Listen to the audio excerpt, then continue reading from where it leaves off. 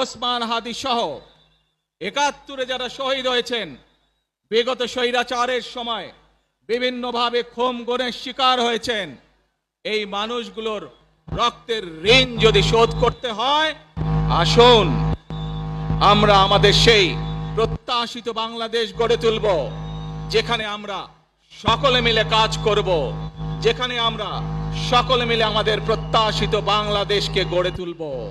প্রিয় ভাই বোনেরা, বিভিন্ন আধিপত্যবাদ শক্তির গুপ্তচরেরা বিভিন্নভাবে ষড়যন্ত্রে এখন লিপ্ত রয়েছে। আমাদেরকে ধৈর্যশীল হতে হবে, আমাদেরকে ধৈর্য ধারণ করতে হবে। বিশেষ করে তরুণ প্রজন্মের যে সদস্যরা আছেন, আপনারাই আগামী দিন দেশকে নেতৃত্ব দিবেন, দেশকে গড়ে তুলবেন। এই দায়িত্ব তরুণ প্রজন্মের সদস্যদেরকে আজ গ্রহণ করতে হবে, যাতে করে এই দেশকে আমরা সুন্দরভাবে গড়ে তুলতে পারি। শক্ত ভিত্তির উপরে, গণতান্ত্রিক ভিত্তি, শক্তিশালী অর্থনৈতিক ভিত্তির উপরে যাতে এই দেশকে আমরা গড়ে তুলতে পারি।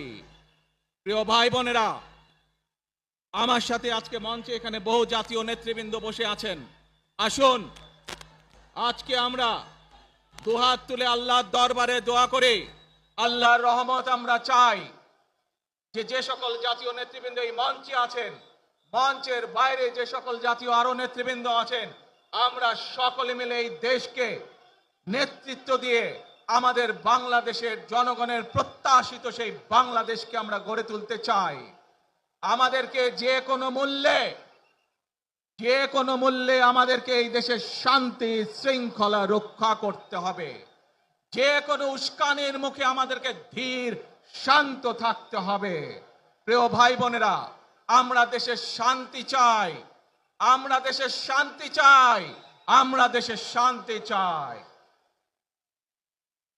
প্রিয় ভাই বোনেরা, মার্টিন লুথার কিং নাম শুনেছেন না আপনারা? নাম শুনেছেন তো আপনারা? মার্টিন লুথার কিং, তার একটি বিখ্যাত ডায়লগ আছে, আই হ্যাভ এ ড্রিম। আজ এই বাংলাদেশের মাটিতে দাঁড়িয়ে আপনাদের সকলের সামনে আমি বলতে চাই, বাংলাদেশ জাতীয়তাবাদী দলের একজন সদস্য হিসাবে আপনাদের সামনে আমি বলতে চাই, I have a plan